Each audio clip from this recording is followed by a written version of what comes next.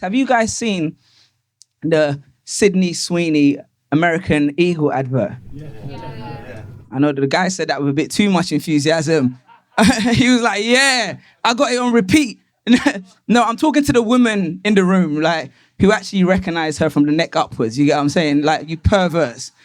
Who hasn't seen the advert? Okay, so basically, I have to just give a bit of background. So Sweeney is an actor. She's blonde hair, blue eyes, and she's just an advert for American Eagle. And in the ad, I'll play you what she says, just so I don't misinterpret what she says, because it's got the internet in an uproar. And then my wife, okay, so basically this is what she says. And for visual, she's lying back. I know this guy's got the visual already in his head. And she's unbuttoning the jeans for American Eagle. Genes are passed down from parents to offspring, often determining traits like hair color, personality, and even eye color. My genes are blue. Sydney Sweeney has great genes. Sydney Sweeney has great genes, which is a clever play on words, you know what I mean? But Americans are not happy about it. They're like, this is racist. This is eugenics, you know? They were like, Martin Luther King had a dream, but Hitler had a wet dream, and this is it. You know, he said, Sydney Sweeney, you know, because they're saying that the implication is that she's saying that people with blonde hair, blue eyes are better than everyone else. I've got a very British take. I didn't see that. I thought it was just like bad advertising, but great target marketing, you know? She knows her target market. Like, for instance, in the 90s, Sega, the games console, they had an ad and the kid was holding a joystick and the slogan said, the more you play with it, the harder it gets. So, I mean, it's bad advertising, but as a teenage boy, the target market, I got it completely, you know what I mean? So I'm in this place where I feel like American advertising is going through like an identity crisis. Because does anyone play sports here? You play sports? You play basketball? Okay. But you know when you play sports and you're doing really well, they say like you're cooking someone, I'm cooking them.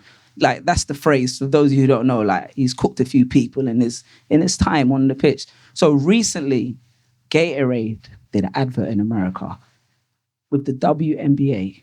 So they got all the top female basketball players plastered all over America with the slogan, let her cook, right next to it. So at this point, I feel like either America's just not paying the copywriters enough, or like Putin has hired them to sabotage the country from the inside, you know? And ironically, I feel like the only people that actually should be offended by the advertisement is actually the Nazis. Because for those of you who don't know, the Nazis were actually sponsored by Hugo Boss. So they were luxury fascism, you know? Not fast fascism. They were like high end, you know? But where it is, it's like, I feel like Sydney Sweeney's at this position where a lot of us are in society where whatever you do is always tracked. Like, you could never get rid of your past, you know? Like, when you're with a partner, everyone's like, do you want to know what, like, their past, their history, you know? Like, are you two guys together? Okay, cool, that's cool then. Are you in a relationship? Okay, if you were in a relationship, sorry to put you on the spot, would you want to know, like, your partner's past, everything they've been through? Yeah. Yeah? Is she in the majority or minority? Nope. Huh? Majority? Make some noise if you'd like to know. Make some noise if you wouldn't like to know. You wouldn't like to know? How come? I believe that people change. People change. That's a very mature answer.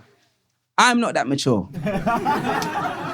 I'm not that mature because, like, call me insecure, but I want to know. I want to know her body count.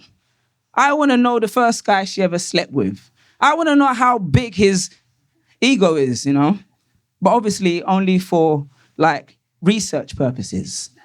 I want to know if he ever had any nicknames for you. I want to know if you ever think about him when I'm with you. You know, I know it's hard to hear, but I feel like it's even harder to imagine. You know, what did he do to cause your heart so much damage? And do I need to fix you? Like, what's your balance? Am I in credit or am I in a deficit? I want to know, do I get the real you or the one you just feel comfortable with people seeing? You know, do people see a future when they see us, or like when they see us, am I guilty for the crimes another man committed? if that's the case, when do I get acquitted? When am I free from his mistakes? When do I stop living in his shadow?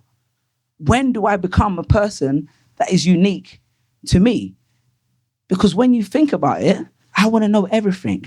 I want to know where you got that scar from. I want to know when's the last time you cried yourself to sleep. And it's not because I see him as competition.